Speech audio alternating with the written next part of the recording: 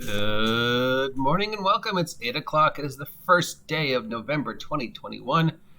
It is a foggy, cold November Monday morning, and I am your guide to all the tabletop role-playing game news, weather, sports, controversy, speculation, and general internet nonsense that is the OGGM.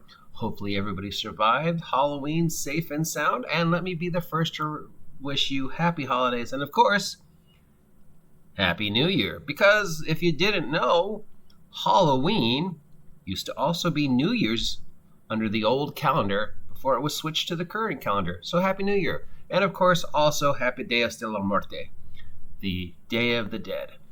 Candy skulls for everyone. It's time for the tabletop role-playing game news. Okay, well, we have an announcement that in honor of the... Oh my god, I'm old. 25th anniversary of Tomb Raider, there is a Tomb Raider tabletop role-playing game coming from it's being written by Kamalia Minkava, Joanna Blias. For some reason, Joanna was his or her last name in all capital letters. Who's making this? Matthew Garston, who has been developing it since 2007. You will be playing characters who work for Lara Croft. Doesn't say who is producing this. Oh, apparently it's Square Enix. Is this Square Enix's first foray into tabletop role-playing?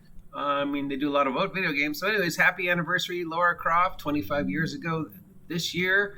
This record-breaking, genre-breaking, heartthrob, heartbreaker that is Lara Croft first graced our video game screens. And oh my god, I'm old because I remember seeing this for the first time. The artwork looks definitely worthy of Square Enix. We don't have much more information than that. Can't tell much about the system yet.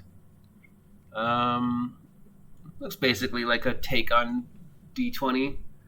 Again, do we really need a Lara Croft Tomb Raider tabletop role-playing game, or would it have been better just to do a Lara Croft tabletop role-playing game source book?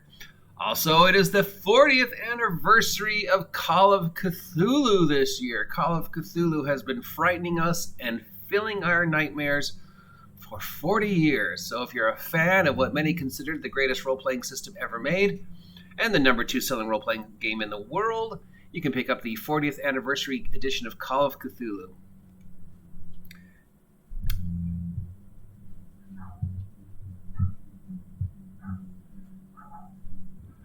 The final stretch for the EM Publishing Level Up Advanced 5e campaign Kickstarter has already raised almost $65,000. And it should be coming to an end probably by the middle or end of November. That's right. It's November. So if you have been following the Level Up playtest progression for the past 2 years and interested to see what the final product looks like, this is your last chance to jump on the Kickstarter bandwagon and support it. We have been talking on and off nonstop about this almost every week because this looks to be the possible number 1 contender against 5e. If 4e had Pathfinder, 5e looks like this Level Up Advanced 5e might be its number 1 contender.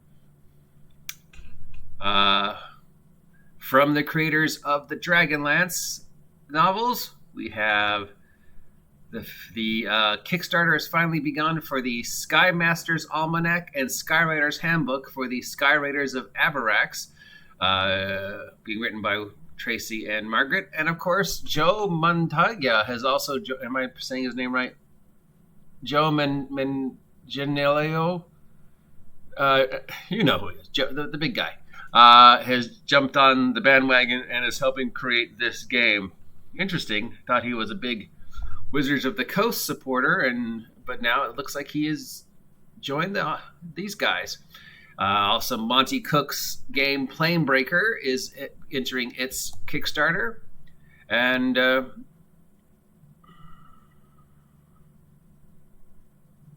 the Sky Master's Almanac. And Matt Forbook is also bringing his fantasy noir setting Shotguns and Sorcery to 5e. We have announced that there is a Pazio Pathfinder Nexus digital tool suite coming out. Should see its first incarnation probably over on Steam and other places like that early in 2022. So if you're familiar with D&D Beyond, think D&D Beyond for Pathfinder. We do know that we announced earlier that Mophedius has launched several new products for Star Trek adventures, including one of the very first original adventures ever written for the Star Trek universe, not based on any pre-existing IP or story.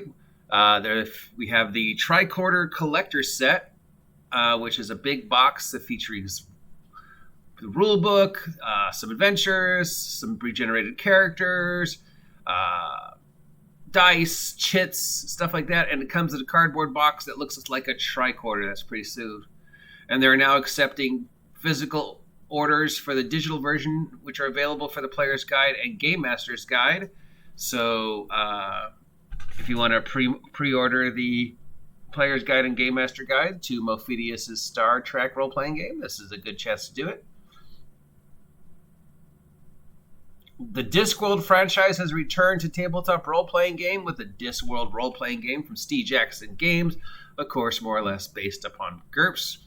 This is not the first time that GURPS has adapted this Discworld, but this will be adapting it yet again to the most current version of GURPS and all the current information, adventures, NPCs, and stuff regarding the Discworld world. Ace Distribution lost their appeal in their lawsuit against Wizards of the Coast.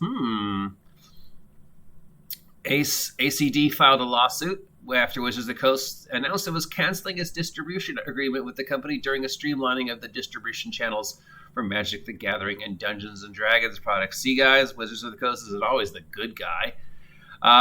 So they argued over whether they could legally cancel the contract or not, but apparently they have won. At least for now.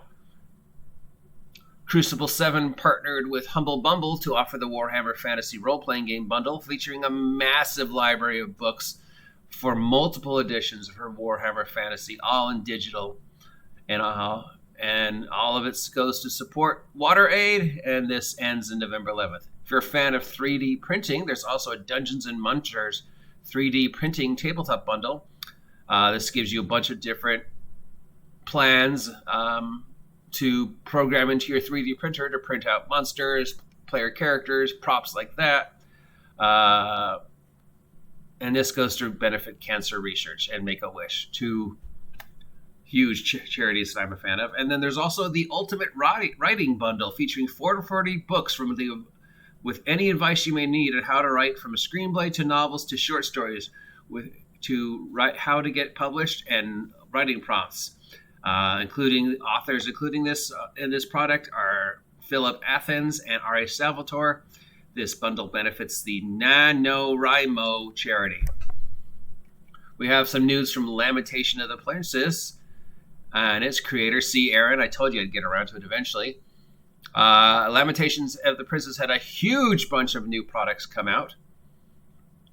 They include the 6x6x6, the Mahamic Missile Method, by Ezra Cleave, which allowed you to customize and expand the magic user in the Lamentation for the Flame Princess role-playing game.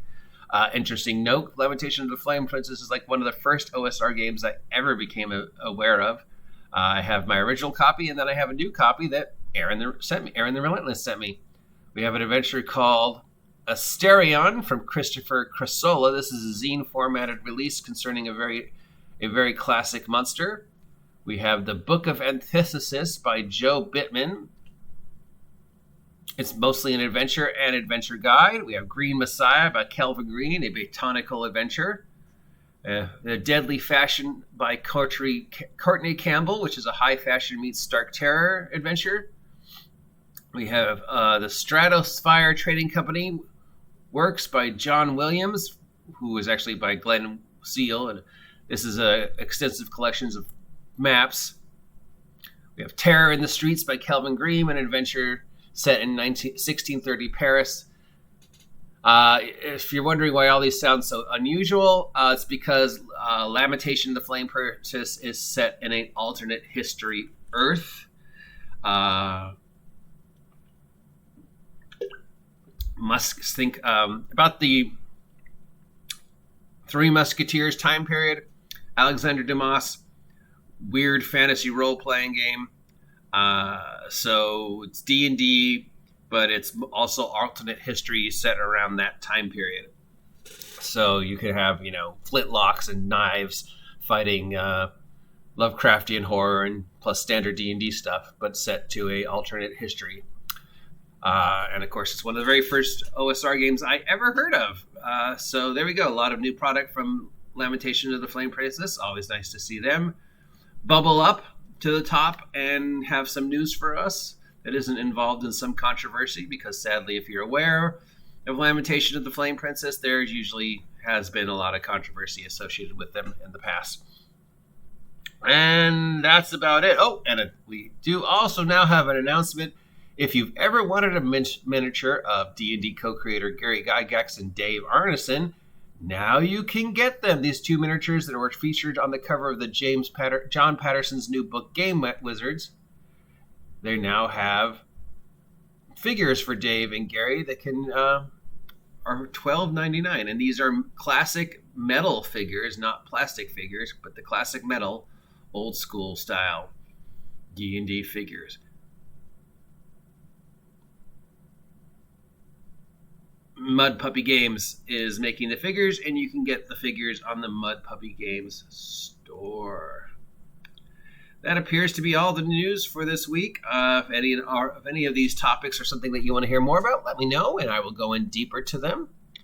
Obviously, very interested to see if there's a market for a Tomb Raider role-playing game. Nice to see Lamentations of the Flame Princess make a new product. Nothing else really sounds interesting this week or controversial or things that we need to worry about at the moment, but it's still early and things may change. Happy anniversary, Call of Cthulhu. Happy anniversary, Lara Croft. And of course, to all of you, Happy New Year. Because remember, under the old calendar, last night was New Year's Eve, as well as Halloween, and today is Dia de la Muerte. So happy Dia de la Muerte to all of you as well. Stay safe, stay warm. Get all your holiday shopping done early, and I will talk to you later. Get off my land.